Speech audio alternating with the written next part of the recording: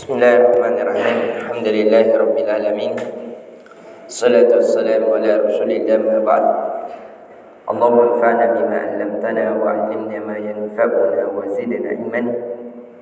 Assalamualaikum warahmatullahi wabarakatuh. Alhamdulillah, kita kembali mengkaji fikih Islamiyah. Fikih di dalam Islam, khususnya masih kita di dalam bab salat. Yang sebelumnya alhamdulillah kita telah mempelajarinya. Namun di bab azan ada yang ketinggalan. Salah satu pembahasan ada yang ketinggalan, yaitu bisanya karena kemarin hujan baru kami kepikiran. Jadi pada saat azan boleh juga seorang muadzin mengucapkan ketika hayya 'alas shalah itu mengucapkan as-salatu fi rihalikum. Salatlah kalian di rumah-rumah kalian. Jadi boleh. Atau as-salatu fi buyutikum. Tapi lafaz yang ada dalam Sahih Bukhari maupun Sahih Muslim itu dilafazkan as-salatu fi rihalikum. Salatlah kalian di rumah-rumah kalian. Jadi boleh diganti hayya 'alas shalah. Itu yang harus kita pahami, karena jangan sampai kita menganggap itu suatu kesalahan. Karena ketika hujan itu diberikan uzur, boleh tidak ke masjid. Dan pahalanya seseorang yang sholat ketika hujan di rumahnya itu tetap terhitung selama dia senantiasa sholat berjamaah di masjid. Bahkan itu lebih afdolnya. Kenapa? Karena itu adalah keringanan. Dan Allah mencintai seorang hamba yang mengambil keringanan dari Allah Azza wa Jalla. Banyak dalil-dalil yang membahas tentang itu. Namun kita ini cuma sekedar mengingatkan apa yang telah lewat. Tapi pembahasan di hari ini, alhamdulillah kita pembahasan sudah masuk di dalam masjid. Ketika masuk di dalam masjid, pada saat belum dikumandangkan iqamat, maka disunnahkan untuk melakukan tahiyatul masjid. Itu yang paling utama. Itu dari bentuk pengagungan terhadap masjid. Jadi disyariatkan, disunnahkan, bahkan ada dalil bahwasanya seseorang itu dibakar atau terbakar pada belakangnya, pada pantatnya, seperti seseorang menduduki bara api, itu lebih ringan daripada seseorang yang masuk ke dalam masjid kemudian duduk tidak sholat. Walaupun dalam hadis ini ada kedoifan, ada kelemahan di dalamnya disebabkan lafaz-lafaz pada maknanya. Namun banyak riwayat-riwayat yang menguatkannya sehingga jatuh pada hal yang disunnahkan. Adapun dari ulama Zahiriyah yang melihat dari zahir hadis saja itu bahkan mewajibkan karena adanya ancaman tentang sholat tahiyatul masjid. Tapi yang lebih kuatnya adalah sunnah yang ditekankan. Jadi sunnah yang ditekankan, karena derajat sunnah berbeda-beda. Jadi ini yang paling utama untuk kita perhatikan. Ketika masuk dalam masjid, hendaknya kita tahiyatul masjid. Kemudian kapankah kita berdiri, pada saat lafaz apa? Kita berdiri pada saat lafaz hayya 'alas shalah, atau pada saat lafaz qad qamatis shalah, atau pada saat imam muncul. Ini kalau kita dalam masjid mau berdiri untuk menyusun saf, pada lafaz apa kita disunnahkan untuk berdiri. Ketika kita melihat semua dalil, itu tidak ada dalil yang kuat yang mengaitkan dengan lafaznya. Dalil yang kuat adalah ketika kita melihat imam.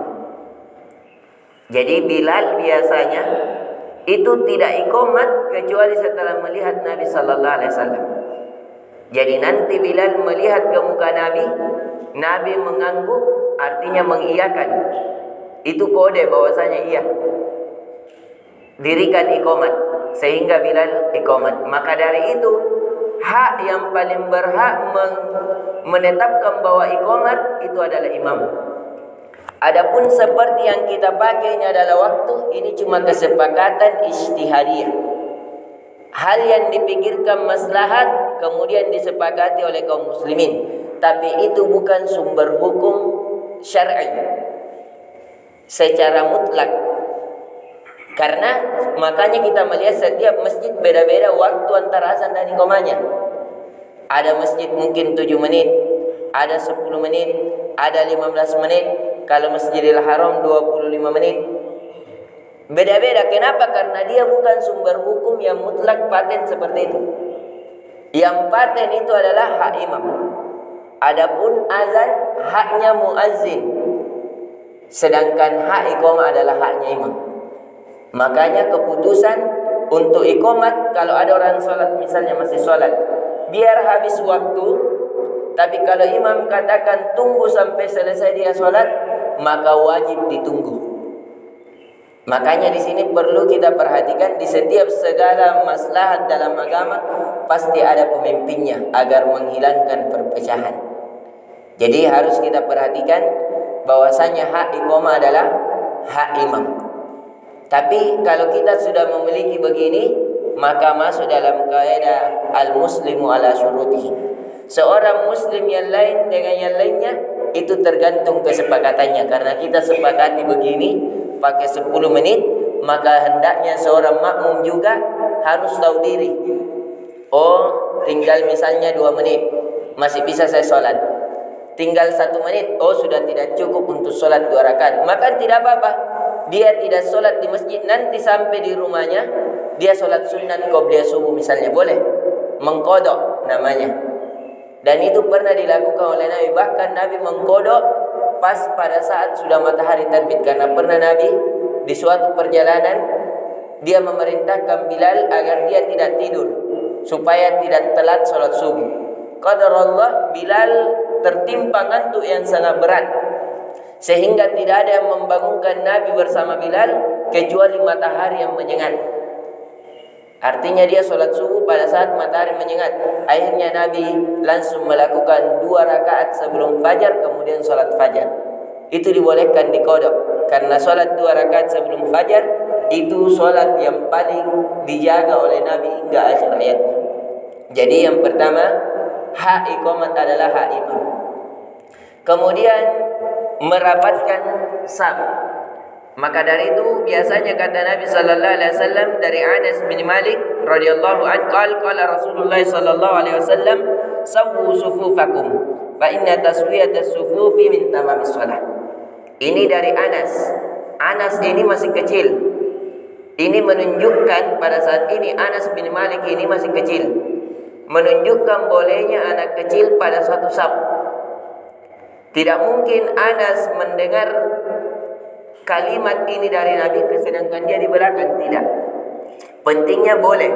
Anak kecil sama orang dewasa safnya tidak dibedakan. Jadi bolehnya anak kecil, bahkan Nabi, cucu Nabi, tentang Umamah, Nabi menaikkan pada saat sholat di pundaknya. Jadi boleh.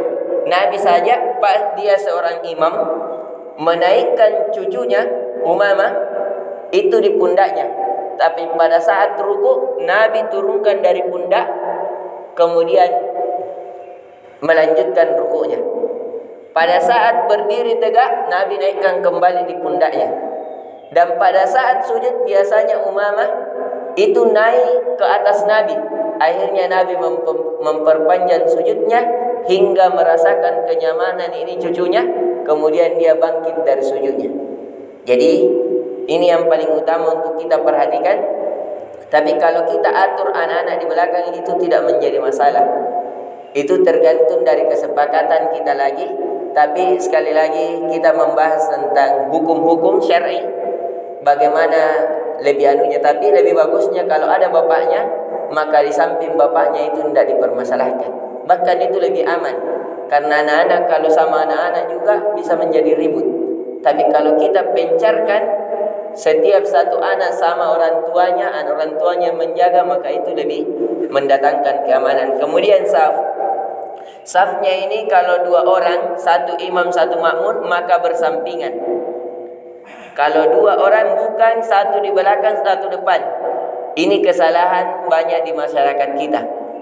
Yang benar itu adalah bersampingan, bahkan sejajar. Bahkan sejajar, sebagian ulama mengatakan.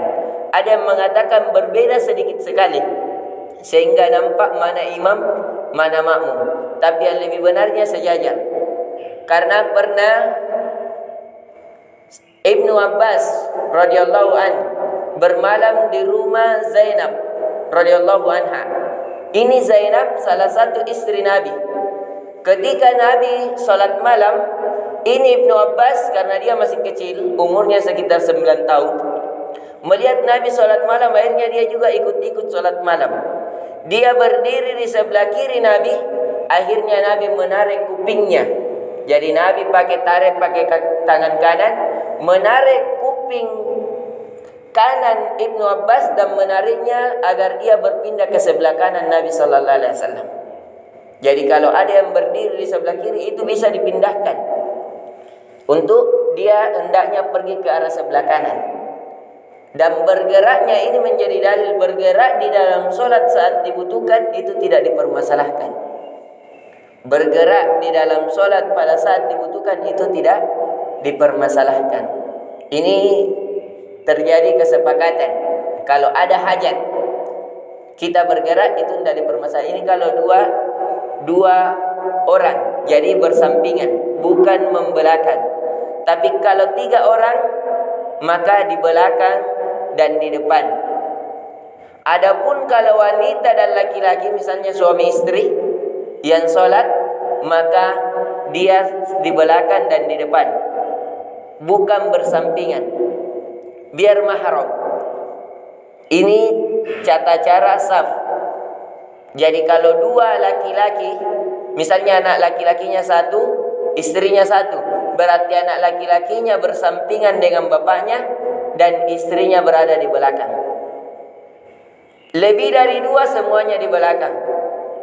Ada wanita berarti wanita harus di belakang laki-laki. Dan sebaiknya saf wanita adalah di rumahnya. Bahkan kata Nabi, seseorang yang sholat, misalnya ada ruang tamu, di dalam ruang tamu ada lagi kamar kecil, artinya kamar, maka di kamar itu lebih afdol seorang wanita sholat daripada di ruang tamu.